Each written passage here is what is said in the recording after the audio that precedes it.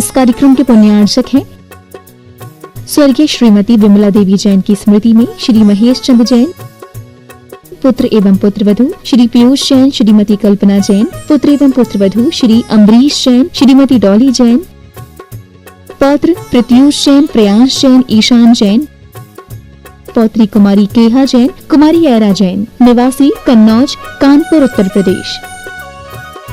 पौत्री एवं दामाद कैप्टन नीलियांशा जैन, नीरज जैन, दोहित्र जयाक्ष जैन, निवासी रांची, झारखंड।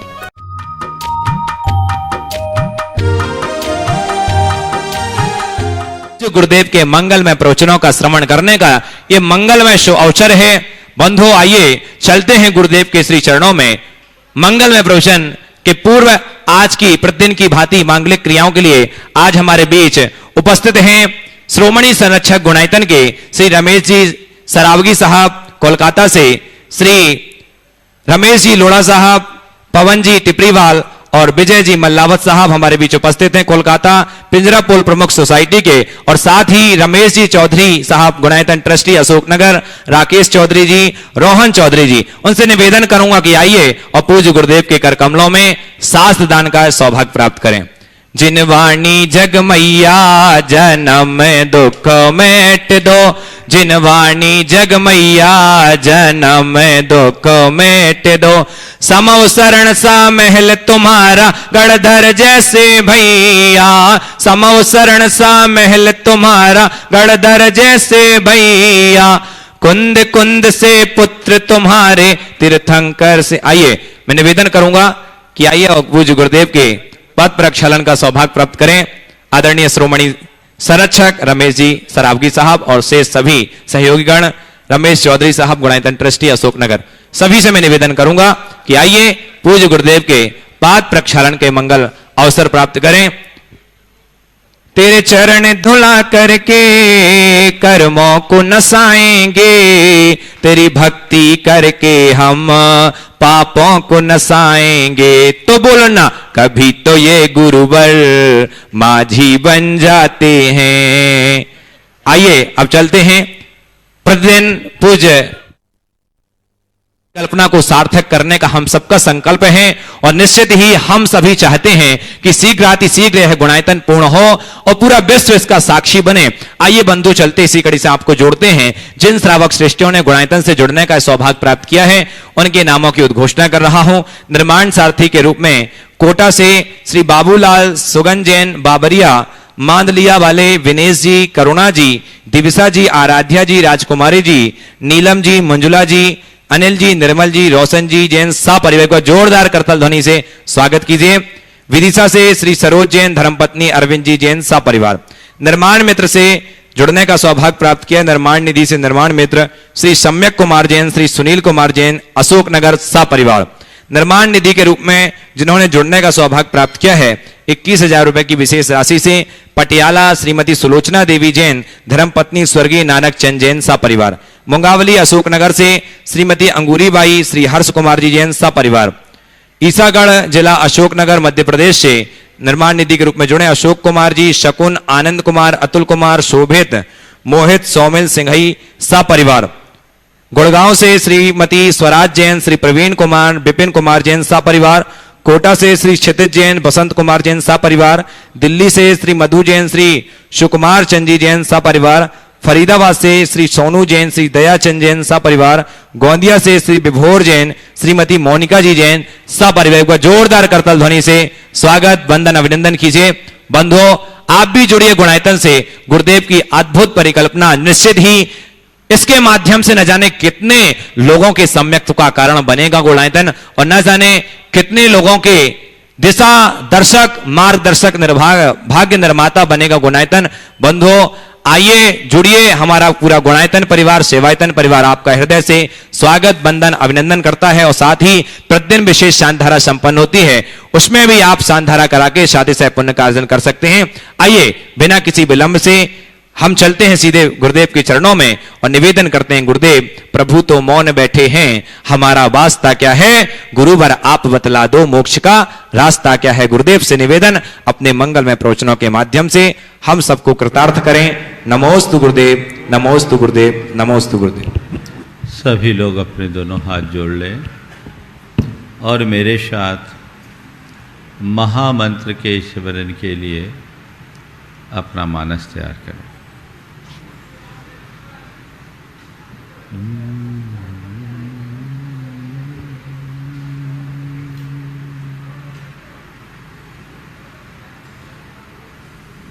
ळमो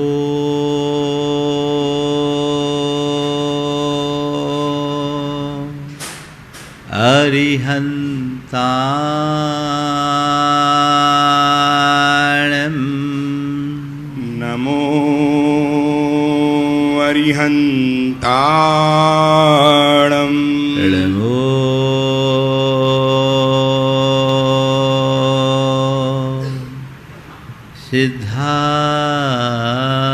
सिद्धाणं नमो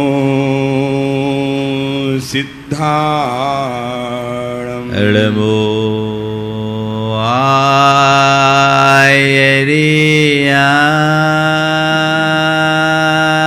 आयर्याणं नमो आयर्याणं ळमो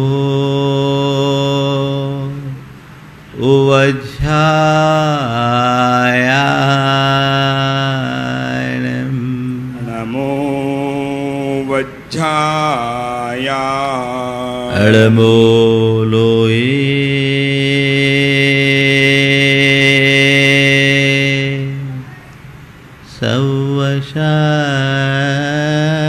सवशाहुणं नमो लोये सव्यसाहुणम् एषो पञ्चिणमोयारो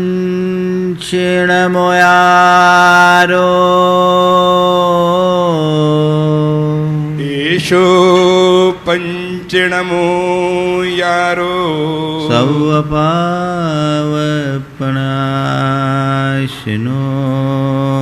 सव्यपावपणाशिनो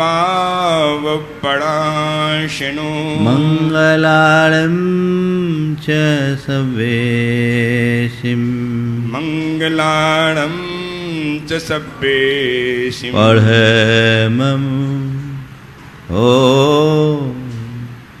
मङ्गलम् परमं होई मंगलम। जय बोलो देवादिदेव 1008 श्री भगवान महावीर स्वामी की जय जय जय।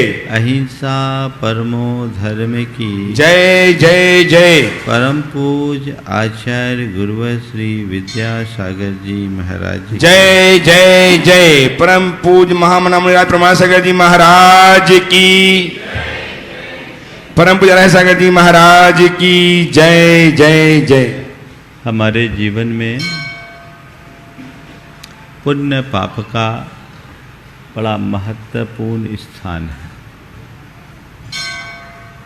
तत्वतः यदि विचार किया जाए तो हमारा समग्र जीवन हमारे द्वारा किए गए पुण्य और पाप से ही नियंत्रित और संचालित होता है।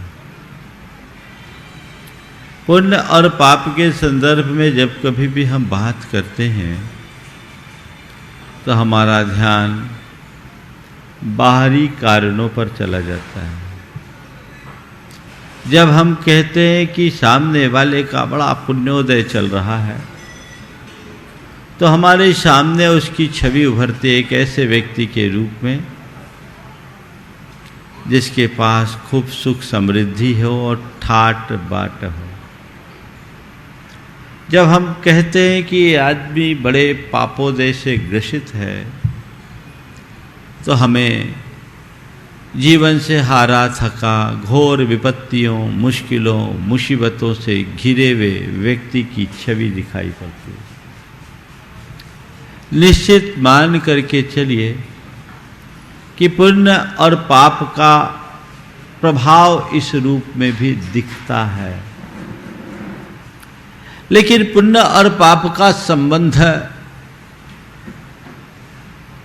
केवल बाहरी संपत्ति और विपत्ति तक सीमित नहीं है। असल में पुण्य और पाप का संबंध हमारे आंतरिक जीवन से है। बाहर का पुण्य और बाहर का पाप तो हमारे आंतरिक व्यक्तित्व के एक प्रकार से बाहरी छवि है। अंतरंग के पुण्य और पाप को समझना बहुत जरूरी है। एक सप्ताह से लगातार इसी तत्व पर विवेचना चल रही है। पुण्य की चर्चा करते समय मैंने आप सबसे कहा कि पुण्य न केवल भौतिक विकास का आधार है, अपितु वो हमारे आत्मिक या आध्यात्मिक विकास का भी हेतु है। वही पुण्य है जो हमारे जीवन को पवित्र बनाए। हमारे भावों की विशुद्धि, निर्मलता और पवित्रता का नाम ही पुण्य है। दूसरे शब्दों में कहें तो हमारे मन का अहोभाव ही पुण्य है। आप लोग बहुत सारी पुण्यवर्धक क्रियाएं करते हो। हम लोगों को यही कहा जाता है इस क्रिया में पुण्य है, इस काम में पुण्य है। जब से हमने होश संभाला ऐसी पुण्यवर्धक क्रियाएं यथा अवसर हमने संपादित की है कि नहीं की है? की है, सब किए हैं, करते हैं। और अभी महाराज यहां पर भी पुण्य नहीं करने के भाव से तो आए हैं, है ना। पुण्यवर्धक क्रियाएं आपने खूब की, पर कितना पुण्य जोड़ा, कभी इस पर विचार किया? कितना पुण्य जोड़ा?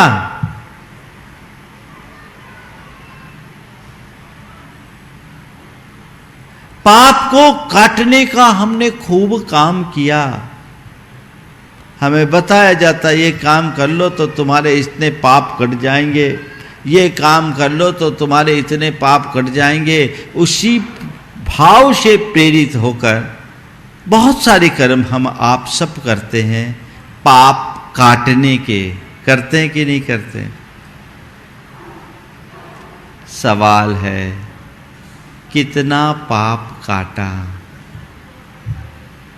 कितना पाप कटा? महाराज जी सच बोलें तो हमको तो लोग प्रेरित करते हैं और हम तो भरोसा करके कर देते हैं कि चलो कुछ तो पुण्य मिलेगा, कुछ तो पाप कटेगा। हकीकत में ना हमने पुण्य देखा ना पाप। बोलो किसी ने पुण्य देखा? देखा नहीं देखा? पाप देखा? नहीं देखा। न पुण्य देखा न पाप देखा। जो दिखता ही नहीं वो क्या पाओगे और उसे कैसे मिटाओगे? मैं चाहता हूं कि आप पुण्य को भी देख सको, न केवल देख सको अपितु महसूस कर सको, और पाप को भी देख सको और न केवल देख सको अपितु महसूस कर सको। देखना चाहते हैं पुण्य को? हाँ, चाहते हैं? पाप को भी देखना चाहते हैं? दिखा दूं? पहले पाप दिखाऊं कि पुण्य? पहले पुण्य। महाराज को जिधर जाना नहीं उसका रास्ता क्यों पूछो? सुन लो, दरअसल पुण्य हो या पाप, ये दोनों हमारी भावात्मक परिणतियां हैं। हमारे भावनाओं के प्रभाव से कर्म के संस्कार हमारे साथ जुड़ते हैं। जैसे भाव होते हैं वैसे कर्म के संस्कार हमारी चेतना में जमते हैं, और वही संस्कार कालांतर में हमारे लिए अच्छे बुरे संयोग देते हैं। पर इन सब की जड़ है हमारे अंदर के भाव। तो पुण्य भी भाव है, पाप भी भाव है। पुण्य और पाप हम भले न देख पाए, न समझ पाए, पर अपने भावों का अनुभव तो हम करते हैं कि नहीं? बोलो, पता है कि नहीं इस समय मेरे कैसे भाव हैं? सबको अनुभव है। इस पल मेरे कैसे भाव हैं ये सबको पता, और इतना ही नहीं, ये भी पता है कि मुझे कैसे भाव रखने चाहिए। रखे नहीं ये बात अलग है? तो बस अहो भाव का नाम पुण्य है, अहम भाव का नाम पाप है। बस इतनी सी चीज है, ज्यादा कुछ विवेचना की जरूरत नहीं है। क्या बोला? पुण्य मतलब अहो भाव और पाप मतलब अहम भाव। करना क्या है?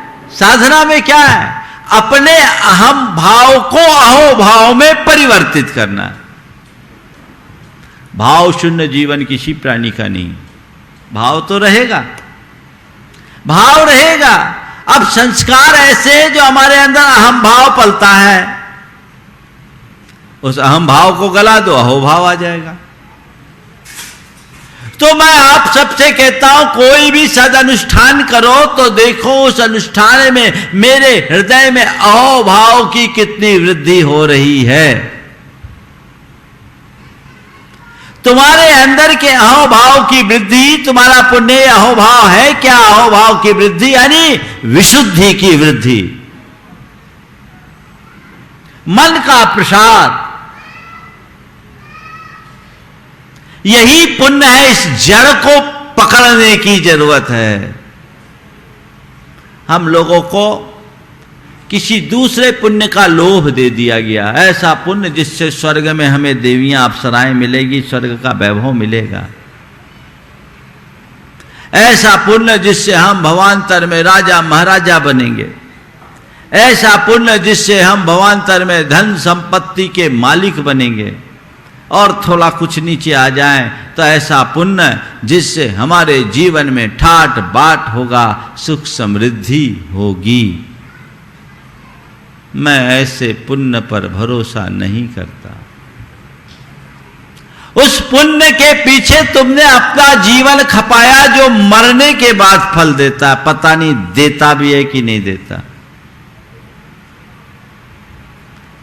जो तुरंत मिले वो नगद, और जो बाद में मिले सो उधार। यही गणित है ना? आप नगद पसंद करते हो कि उधार? हाँ, क्या नगद ना? तो नगद की तैयारी है। उधार में उद्धार नहीं है। स्वर्ग जाने के लिए पुण्य करने से कोई लाभ नहीं। जीवन को स्वर्ग बना दो, पुण्य का चमत्कार हो जाएगा। अभी मेरे भीतर अहोभाव घटना चाहिए। अगर अच्छा कर्म करते समय मेरे हृदय में वो प्रसन्नता नहीं है तो समझना मैंने कोई पुण्य नहीं बांधा।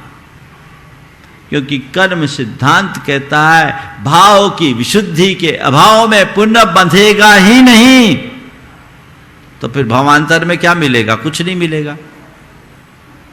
अभी तुम्हारी भाव शुद्धि होगी तो फिर पारंपरिक रूप से उसका फल मिलेगा, लेकिन अभी तत्काल तो फल तुम्हें मिलना चाहिए। वो है प्रसन्नता, वह है संतुष्टि, वो है आनंद, वो है अहोभाव।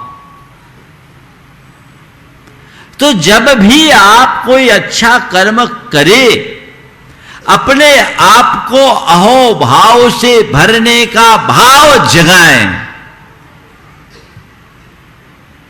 ये कसौटी है। कितना पुण्य बंधा वो किसी को पता नहीं, लेकिन मेरे भाव कैसे हैं ये सबको पता है, और मुझे वो पता रखना चाहिए।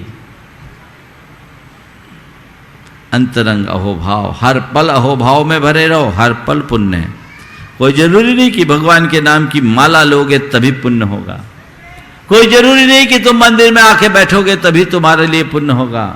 कोई जरूरी नहीं कि तुम त्याग तपस्या करोगे तभी तुम कुछ पुण्य अर्जित करोगे। कोई जरूरी नहीं कि तुम जब दान पुण्य करोगे तभी पुण्यार्जन होगा। सच्चे अर्थों में पुण्य का उपार्जन तो तब होगा जब तुम्हारा हृदय पवित्रता से भरेगा। अपने अंदर की पवित्रता को कायम रखिए, अपने मन की प्रसन्नता को बना करके रखिए, अपने चित्त की प्रसाद को मेंटेन रखिए। यही अहोभाव है जिसके प्रति हमें सतत सजग रहना चाहिए। वो भाव जग गया तो समझ लो तर गए, फिर कुछ ज्यादा कहने और करने की जरूरत नहीं होगी। इससे उलट पाप, पाप का मतलब अहम भाव। अहम भाव शब्द भी बड़ा व्यापक है। हमारे अंदर की जितनी भी नकारात्मकताएं हैं वे सब इसी अहम भाव की श्रेणी में आते हैं। जितनी भी नकारात्मकताएं वो सब अहम भाव की श्रेणी में आते हैं और ये हमारा पतन कराते हैं। तो अपने आप को नकारात्मकता से बचाएं। आचार्य कुंद ने, जिनकी चर्चा विगत दिनों से चल रही है और पूरे चातुर्मास चलनी है, इस संदर्भ में हम सबका मार्गदर्शन देते हुए कहा कि पाप कैसे आता है। चर्यापमाद बहुला कालुसम लोलदाय विषयेषु परितापपवादो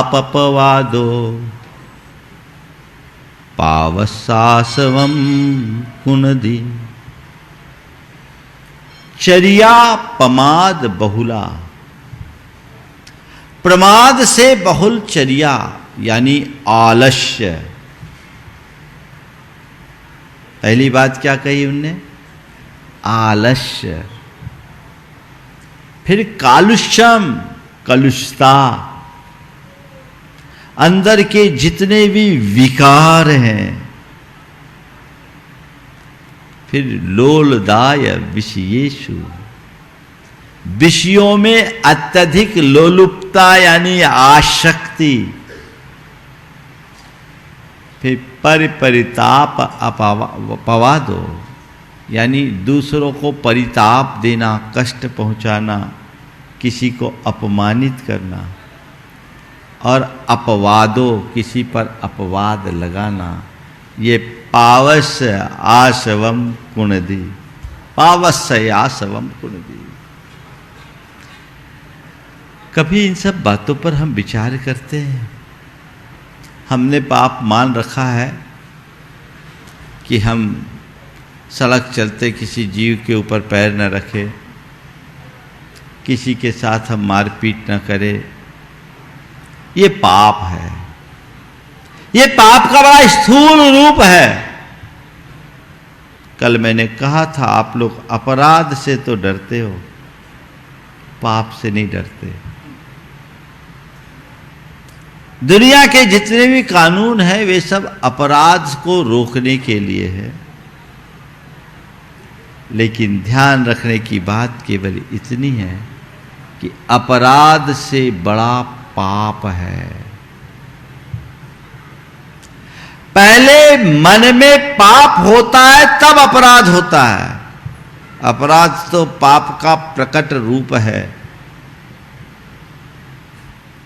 सच्चे अर्थों में देखा जाए तो अपराध हर कोई नहीं करता, पर पाप से कोई नहीं बचता।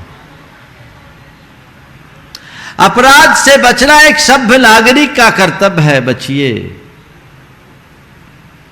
लेकिन पाप से बचना एक धर्मी की पहचान है, इसका ध्यान रखिए। अपराध वो है जो दूसरों के संज्ञान में आ जाए, जो हमारे आईपीसी की धाराओं की श्रेणी में आता हो। लेकिन पाप वो है जो तुम्हारे अंदर अपवित्रता प्रकट कर दे, जो तुम्हारी चेतना को कलंकित कर दे, दूसरा देखे या न देखे, जो तुम्हारी चित्त और चेतना को मलिन बनाते हैं वे सब के सब पाप है। इन पापों से बचना चाहिए। तो मैंने कहा, अपने आप को धर्मी बनाए रखना चाहते हो तो पाप से बचिए। किससे बचिए? पाप से बचिए। बोलिए, आप अपने आप को क्या मानते हो, धर्मी कि पापी? क्या मानते हो? बोलो रमेश जी। धर्मी मानते हो ना? बहुत खुशी है, मैं भी चाहता हूं धर्मी बने रहूं। आप अपने आप को धर्मी मानते हो तो पाप करना बंद कर दीजिए। एक धर्मी के द्वारा पाप सोखता नहीं। यदि आप अपने आप को धर्मी मानते हो तो पाप करना बंद कर दीजिए, और यदि अपने आप को पापी मानते हो तो धर्म करना शुरू कर दीजिए। इतना ही तो करना है, इतना ही करना, ज्यादा कुछ नहीं करना है। जो हमारे भावों का पाप है उनसे बचिए। ये दुर्बलताएं हैं जो जन्म जन्मांतरों के संस्कार के कारण हम पर हावी होते हैं और हमारे चित्त चेतना को खोखला कर देते हैं। मनुष्य के जीवन की एक और विडंबना है, वो पाप के फल से तो बचना चाहता है, पाप की क्रिया और भाव से नहीं। कल 4 बातें मैंने आप सबसे जो की थी, आज उन्हीं 4 बातों को पुनः रखते हुए इस भूमिका को पूरा करूंगा और कल से जिस गाथा की आज मैंने चर्चा की उसकी व्याख्या होगी। कल मैंने आपसे कहा था, पाप बंध, पाप क्रिया, पाप भोग और पाप का त्याग। पाप की क्रिया करोगे तो पाप का बंध होगा ही होगा, उससे बच नहीं सकते।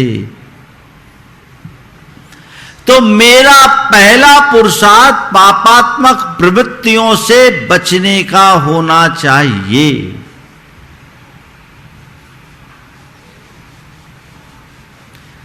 मैं सुबह से सोने तक जितनी भी क्रियाएं करता हूं, मुझे देखना है कि मेरी प्रवृत्तियों में किसकी बहुलता है। बात बेबात में पाप हो जाता है। कई बार तो पाप करते करते भी लोगों को पता नहीं लगता कि कब पाप कर दिए। वो मन का पाप है। मन में जितनी नकारात्मकता प्रगाढ़ होगी, हमारी प्रवृत्ति में उतने पाप आएंगे। मैं आपसे कहूं पाप मत करो, पाप छोड़ दो, कदाचित आप मुझसे प्रेरित होकर के पाप के त्याग का संकल्प भी ले लोगे, लेकिन अंदर का जो संस्कार है ना, वो आपको उधर ही खींचेगा। अब तक का अनुभव क्या बोलता है? वही बोलता है ना। तो हमें क्या करना है? जड़ को ठीक करना है। मेरे भीतर के संस्कार बदले, यह पुरुषार्थ करना है। उसके लिए अंतरंग में श्रद्धांजलि जगाना होगा कि यह पाप मेरी आत्मा के पतन का कारण है। जब हमारे अंतश्चेतना में ये बात बैठ जाएगी, तब पाप से भीति प्रकट होगी, और जब पाप से भीति प्रकट होगी तो हमारी सोच बदलेगी, हमारी प्रवृत्ति बदलेगी, हमारा चरित्र बदलेगा। अपने मन से पूछो, पाप से भीति है? 2 तरह के लोग हैं। कुछ लोग हैं कुछ वे लोग हैं जिन्हें पाप से डर है, और कुछ वे हैं जो पाप करके डरते हैं। पाप से डरने वाले लोगों के जीवन में कभी पाप नहीं होता, और पाप करके डरने वालों का पाप कभी साफ नहीं होता। पाप से डरो ताकि पाप करने का कोई प्रसंग ही ना हो। तो अंतरंग में श्रद्धान, पाप की क्रिया से पाप का बंध होता है, जो हमारी चेतना को पतित करता है, मलिन करता है, कलंकित करता है। मुझे उससे बचना है, मुझे पाप मुक्त जीवन जीना है। पाप मेरे पतन का कारण है, मुझे इससे बचना है। या आप विधायक रूप में ऐसे शब्दों को बार बार दोहराएं, मुझे अपनी पवित्रता बनाए रखनी है, मुझे अपनी पवित्रता बनाए रखनी है। ये धारा अंतर में बैठ जाए तो कभी कोई कैसे भी पाप का प्रसंग आए आप स्वीकार नहीं सकोगे। देखिए, संकल्प और संस्कार मनुष्य को पाप से कैसे बचाते हैं। 1997 के जनवरी महीने की बात, मैं जबलपुर में था। एक 2.5-3 साल का बच्चा मेरे पास आया। उसकी जेब में एक चॉकलेट दिखी, टॉफी थी, वो 5 स्टार थी। मैंने उसकी तरफ देखा, मैंने पूछा ये क्या है? बोले 5 स्टार है। किसने दिया? बोले चाचा ने। बोले मैंने पूछा आपको पता है इसमें क्या डला होता है? बोले नहीं पता। मैंने कहा मुझे मालूम पड़ा है कि इसमें नॉन वेज है, इसके ई नंबर को चेक करो। मैंने केवल इतनी बात कही कि मुझे पता है कि इसमें नॉन वेज है, ऐसा मैंने सुना है, इसके ई नंबर को चेक करो। उस बच्चे ने कहा मैं अभी आता हूँ, फट से तेजी से भागा। मैंने सोचा कि उसे थोड़ा बुरा लगा होगा, इसलिए भाग गया, बच्चा है। पर 1 मिनट भी नहीं लगे वो वापस आ गया। अब की बार उसकी जेब खाली थी। मैंने कहा भैया चॉकलेट का क्या किया? बोले मैंने फेंक दिया। फेंक दिया? बोले कहाँ फेंका? बोले नाली में। बोले क्यों फेंका? बोले महाराज जिसमें नॉन वेज है वो कैसे अपने पास रखना? फेंक दिया। मैं दंग रह गया।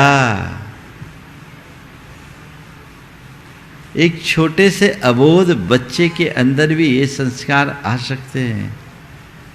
आप अपने मन से पूछो, आपका मन क्या कहता है? अरे ये सब चलता है, कहाँ तक देखेंगे, जमाने के अनुसार तो हमको चलना ही पड़ेगा।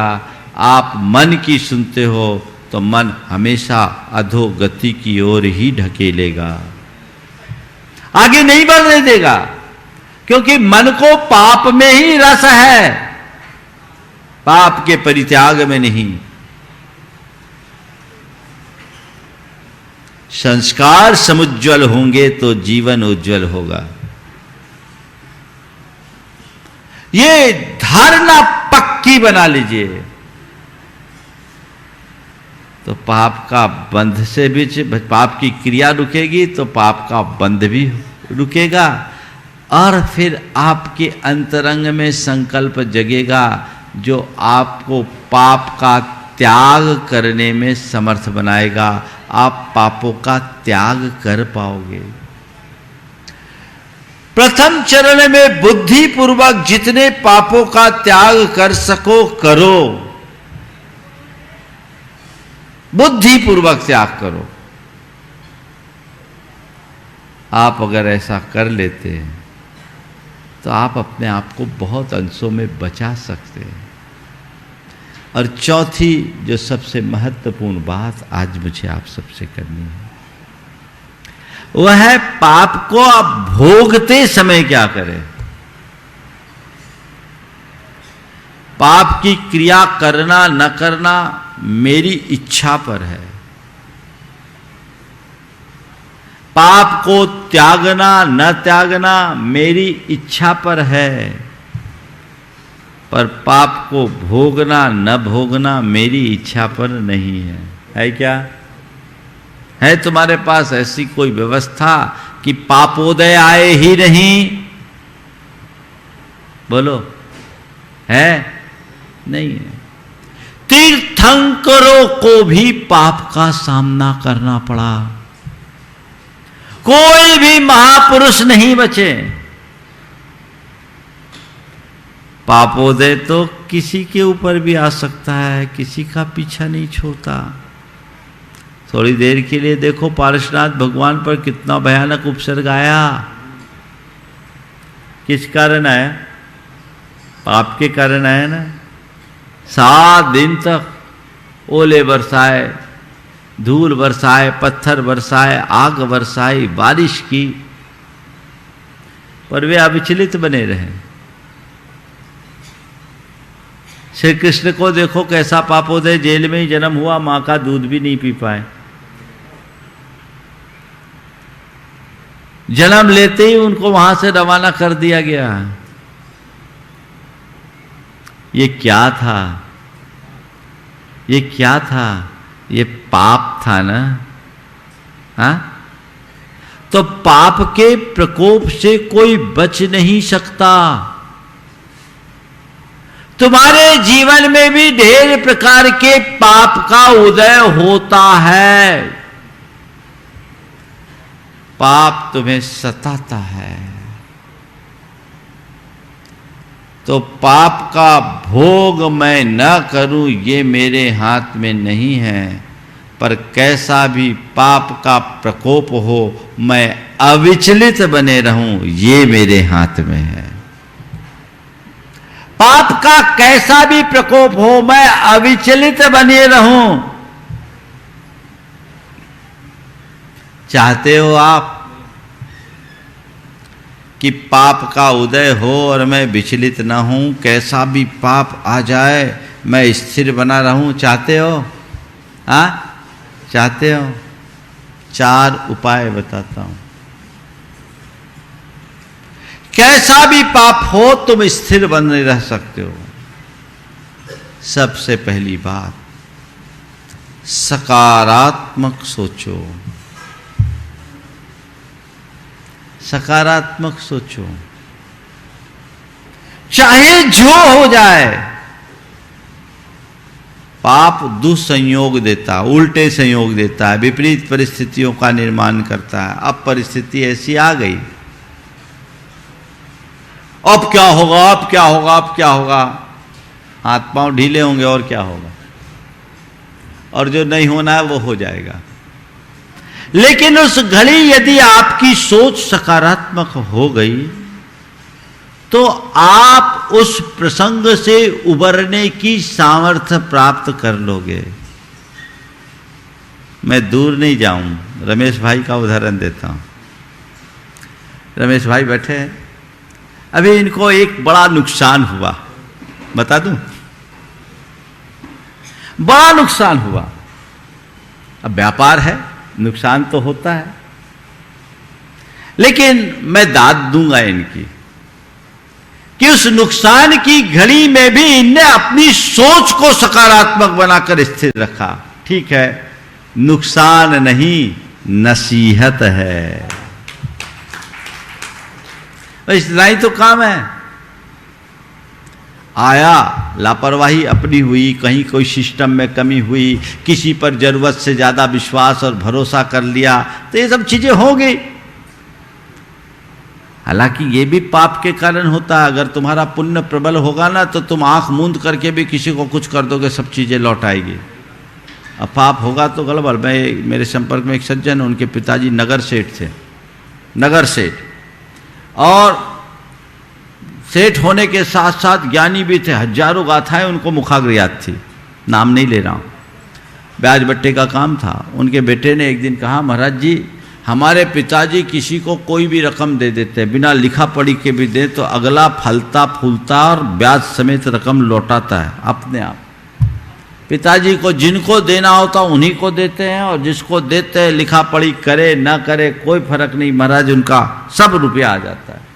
पर महाराज जी मैं किसी को रुपया देता हूँ आता नहीं। 1987 की बात बोल रहे, बोले एक ही आदमी मेरा 60 लाख खाए बैठा। बोला महाराज मैं जिसको देता हूँ फंस जाता है। हमने कहा इसका तात्पर्य ये है कि तुम्हारे पिता की पुण्य की तुलना में तुम्हारा पुण्य छीन है। हालांकि ये सुनकर के तुम ये मत धारणा बनाना कि पाप का उदय होगा तभी जाएगा, पुण्य का उदय तो आ जाएगा, तो आंख मूंद के दो। ये जमाना नहीं है आज का। आंखें खोल के करो, सावधानी से काम करो। फिर भी यदि कुछ गलत हो जाए तो उसे पापोदय मानो और सोच को सकारात्मक बना लो। तुम्हारी ये सकारात्मकता तुम्हें एक बहुत बड़ा संबल देगी, तुम्हें टूटने से बचाएगी, और फिर उसके बदौलत तुम रास्ता निकाल पाओगे। ये सोच होनी चाहिए। चाहे जैसी विपत्ति हो, चाहे जैसी बीमारी हो, चाहे जैसा वियोग हो, या चाहे जैसी विसंगति हो, ये पाप के प्रकोप से आता है। पर यदि सोच सकारात्मक हो तो आप इससे बकायदा निकल सकते हो। दूसरी बात, धैर्य रखना सीखे, अधीर न हो। मनुष्य की एक बड़ी दुर्बलता है, जब भी उसके सामने प्रतिकूल संयोग आते हैं उसका मन अधीर हो उठता है, और इस अधीरता के कारण उसके मन का आत्मविश्वास खंडित होता है, उसके अंदर नकारात्मकता हावी हो जाती है, वो अपनी आत्म क्षमताओं को खो देता है, भीतर से टूट जाता है। कई लोग तो डिप्रेशन के शिकार हो जाते हैं। नहीं, नीति कहती विपत्ति धैर्यम, विपत्ति के क्षणों में धैर्य धारो। पाप का उदय आ रहा है, ठीक है भैया, अब आया है तो धीरज रखना पड़ेगा। अंधेरा छाया है तो रात को कोसने से क्या होगा, प्रभात तक प्रतीक्षा करनी होगी, सूरज उगने तक हमें धैर्य रखना होगा। आज विपत्ति आई है, ये अंधेरा छाया है, छटेगा। एक बात अपने मानस में अंकित करो, रात लंबी हो सकती है पर शाश्वत नहीं। रात के बाद तो केवल और केवल प्रभात होता है, उतना धैर्य होना चाहिए। मेरे संपर्क में एक सज्जन है, उनको एक साथ नुकसान पर नुकसान हुआ।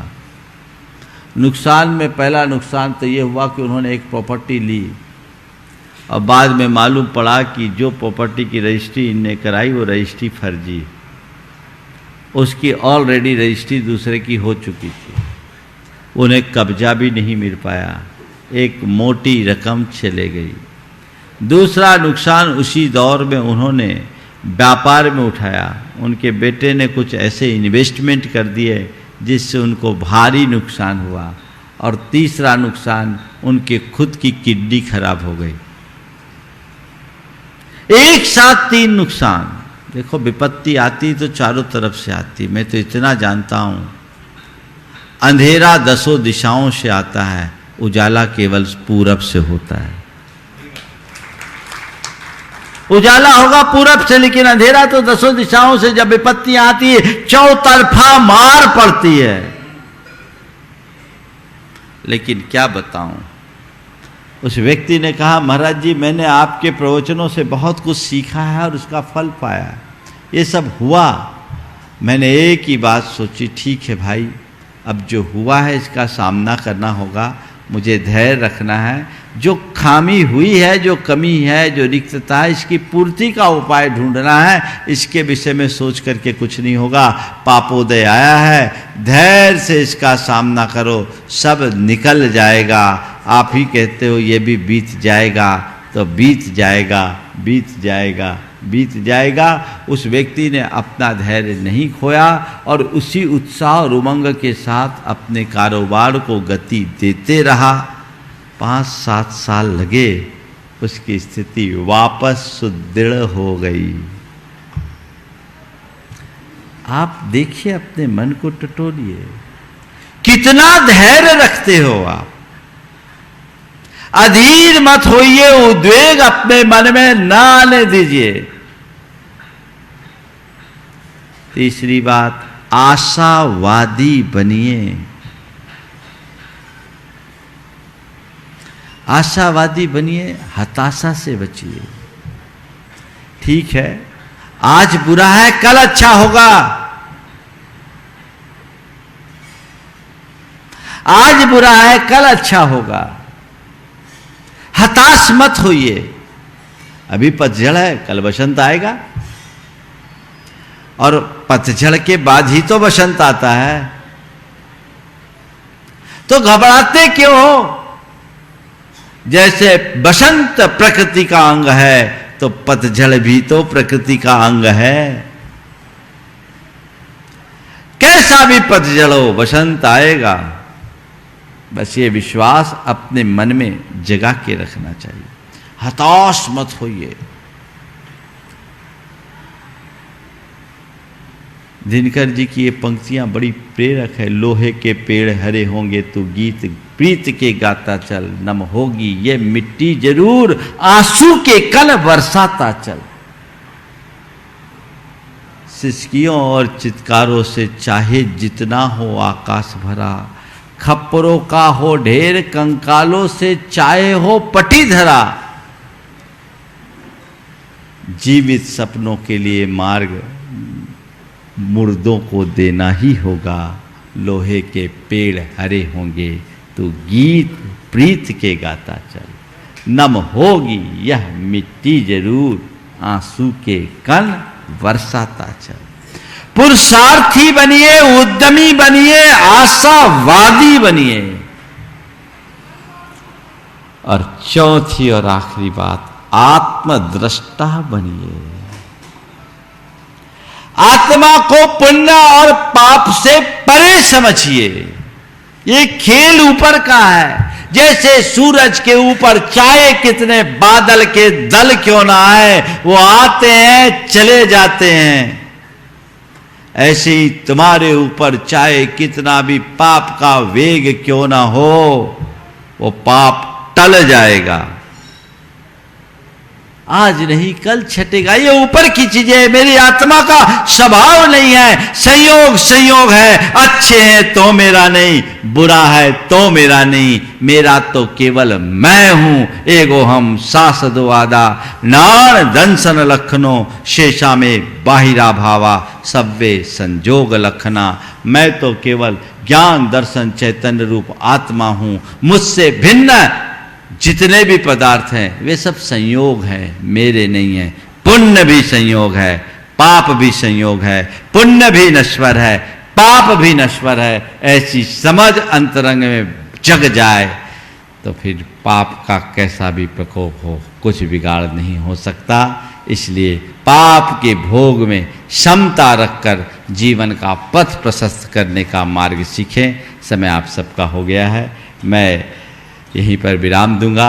आज रमेश जी अपनी पूरी टीम के साथ आए हैं, एक अच्छे समाज सेवक, और कोलकाता पिंजरापुर गौशाला के माध्यम से इन्होंने जीव दया के क्षेत्र में वर्षों से बहुत काम किया, और पिछले दिनों बांग्लादेश।